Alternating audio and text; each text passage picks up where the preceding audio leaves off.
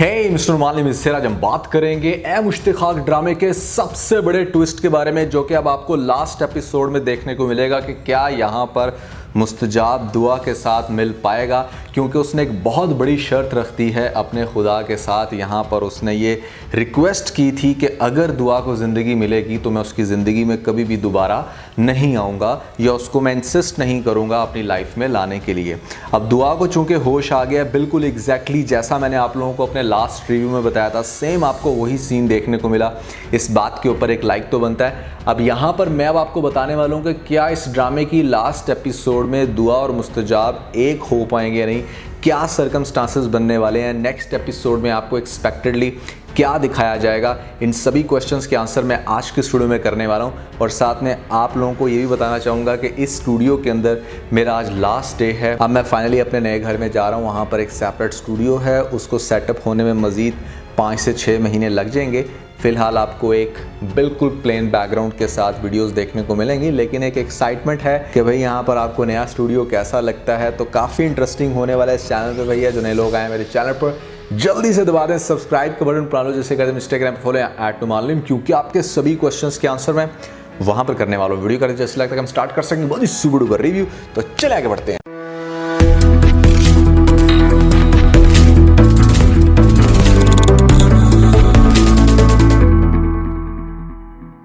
अच्छा, सबसे पहले अगर मैं लेटेस्ट एपिसोड्स को डिस्कस करूं तो यहाँ पर फ़िरोज़ खान की एक्टिंग माइंड ब्लोइंग, मतलब I have no words to explain कि यार इस बंदे के अंदर कितना टैलेंट है कि हमें देख के आइडिया ही नहीं होता कि ये शायद कोई एक्ट कर रहा है या शायद कोई रियल में किसी के साथ कोई ऐसी सिचुएशन बन गई और वो गिड़गिड़ा के रो रहा है।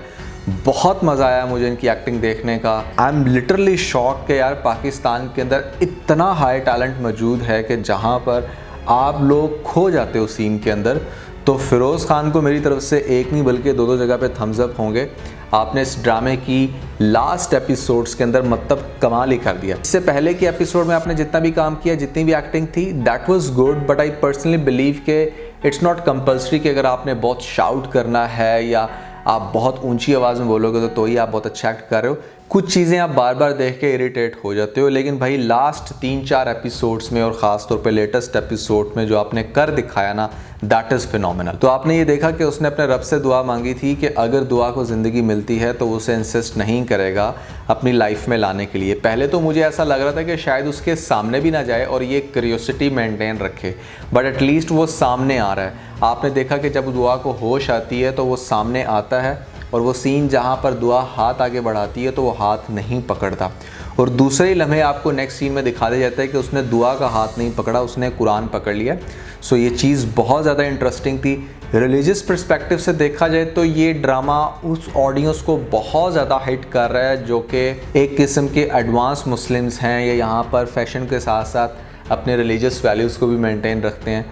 तो उस ऑडियंस को ये ड्रामा बहुत अट्रैक्ट कर रहा है। सो मुस्तजाब का कुरान पकड़ना तो बहुत अच्छा था, लेकिन जो चीज़ मुझे थोड़ी सी हिलेरियस लगी लेटेस्ट एपिसोड में वो ये कि यहाँ पर माँ को भी दिखाया गया था कि अब फाइनली उसको थोड़ी सी होश आ गई है और अब वो ज़्यादा अच्छे से अपने गेटअप को मेंटेन कर रही है। लेकिन यहाँ पर अगेन उसको एक बड़े भिड़ंगे से रूप में दिखा दिया गया, जहाँ पर अगर उसकी ड्रेसिंग को थोड़ा सा ट्रेडिशनली रखा जाता तो ये सीन के साथ ज़्यादा अच्छा लगता। और ख़ास तौर पे अगर मुस्तजाब इतना ज़्यादा समझदार हो ही गया है तो वो अब इस पॉइंट पर आके अपनी मॉम को शटअप कॉल तो ना दे कम से कम, चाहे वो कोई भी बात कर रही है। तो उसके ओवरऑल बिहेवियर में जहाँ बहुत सारी चीज़ों में चेंज आया, वहाँ पर अब ये चेंज भी आना चाहिए, लेकिन बहुत ज़्यादा इम्प्रूवमेंट है। अब वो सलाम लेना शुरू हो गया है, और उसके साथ साथ आपने देखा कि वो अपनी माँ को कहता है कि मुझे बॉबी कह के नहीं बुलाना, मुझे अब आपने मेरे नाम से बुलाना है। सो बहुत सारे इंटरेस्टिंग सीन हमें देखने को मिलते हैं लेटेस्ट एपिसोड में। नेक्स्ट एपिसोड में बहुत ही कमाल की डेवलपमेंट होने जा रही है, जहाँ पर आप ये देखोगे कि दुआ ने वो जो सारा अरेंजमेंट किया उसको वेलकम करने के लिए।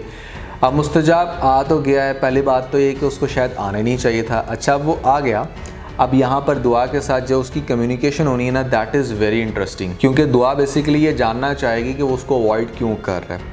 तो वो ये नहीं डायरेक्टली कह देगा कि उसने ये गिड़गिड़ा के दुआ मांगी थी और अपने रब से ये कमिटमेंट की कि अगर वो तुम्हें ज़िंदगी देगा तो वो तुम्हें फिर उसके बाद अपनी लाइफ में लाने की ज़िद नहीं करेगा। वो ये बात नहीं करता, वो वहाँ से डिस्कस करना स्टार्ट करता है जहाँ से एक्चुअली में प्रॉब्लम शुरू होती है। वो ये कहता है कि मैं तुम्हारे साथ झूठ बोल के फ्रेब करके मैं प्रिटेंड कर रहा था उस टाइम कि मैं शायद बहुत अच्छा मुसलमान बन गया हूँ, जबकि ऐसा बिल्कुल भी नहीं था।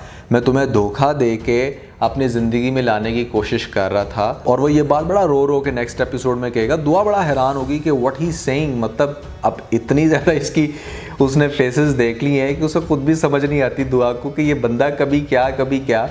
तो वो बड़ा गौर से सुनेगी और हैरान होगी कि अब ये क्या कह रहा है। वो ये कहेगा कि मैं तो तुम्हारे साथ धोखा कर रहा था और मैं तुम्हें ज़बरदस्ती अपनी लाइफ में लाने की कोशिश कर रहा था, लेकिन मुझे कुदरत की तरफ से, रब की तरफ से एक चमाट पड़ा है, थप्पड़ पड़ा है। वो गोली तुम्हें नहीं लगी बल्कि मेरे मुंह पे लगी है। वो यहाँ पर ये क्लैरिफाई करेगा कि उसने चूंकि इस तरह की गलत हरकत करने की कोशिश की, ज़बरदस्ती तुम्हें अपनी लाइफ में लाने की कोशिश की, जिस वजह से ये खुदा तुम्हें मुझसे छीन रहा था।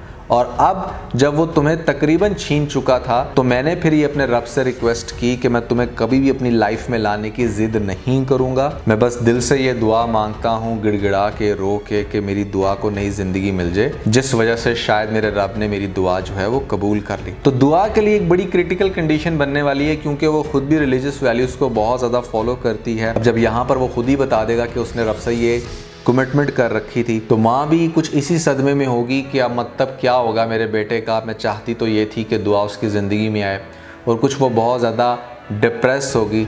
लेकिन कहीं ना कहीं उसकी वो जो पहले मेडिकल कंडीशन बनी थी, जहाँ पर उसके झूठ की वजह से उसका झूठ सच हो गया, उसकी रियलिटी में तबीयत ख़राब होगी, वही कॉज होगी बेसिकली इसकी डेथ की, जिसकी वजह से मुस्तजाब अपनी माँ को खो देगा। तो दुआ पहले बहुत अपसेट होगी उसकी बातें सुन के। उसके बाद उसकी मॉम की डेथ के ऊपर डेफिनेटली वो लोग आएंगे और वहाँ पर अगेन इन दोनों की कम्युनिकेशन होगी, जहाँ पर दुआ उसको शायद इस बात का यकीन दिलाने की कोशिश करे कि ऐसा नहीं है, तुम अगर अब ठीक हो गए हो तो मैं तुम्हारी ज़िंदगी में आ सकती हूँ। लेकिन वो बंदा शायद वही बात करे कि भाई अब ये पॉसिबल नहीं है। मतलब आपको इस ड्रामे में मुस्तजाब के 3 फेस दिखाए गए। एक पहला फेस जहाँ पर तो वो एब्सोल्युटली एथेस्ट था, दूसरे फेस में वो एथेस्ट तो था, लेकिन साथ में जो वो पहले सच बोल देता था सबके आगे कि उसके माइंड में क्या चल रहा है, वो झूठ की बेस पे दुआ को अपनी लाइफ में लाना चाह रहा था। और तीसरे फेस पे वो एब्सोल्युटली एक पक्का मुसलमान बन गया, और अब वो झूठ भी नहीं बोलेगा, वो जो कमिटमेंट कर बैठा है अपने रब से उसको फुलफिल भी करेगा।